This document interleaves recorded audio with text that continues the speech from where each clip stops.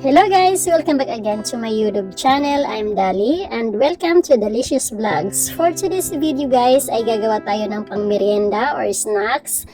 At kakaiba naman to guys para mabago naman natin yung preparation sa mga snacks natin. At kung bago ka pa lang sa channel ko, please consider to subscribe and click the notification bell for more videos update. Tara, panoorin natin.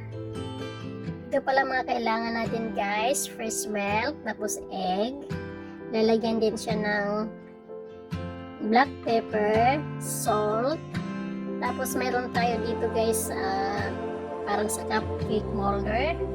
Lagyan natin siya ng butter. Tapos dito natin ilalagay yung bread mamaya. Tapos bago natin ilagay guys, isasawsaw natin yung bread na sliced bread, tapos inat natin yan, isasawsaw natin, tapos ilalagay natin by strips.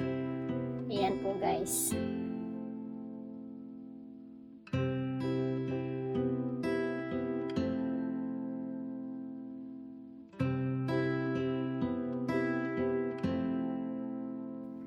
Tapos pag nalagyan na natin siya ng lahat ng bread paikot, ilalagay naman natin yung ham sa ilalim. Pagkatapos ay lagyan din natin siya ng mozzarella cheese sa ibabaw.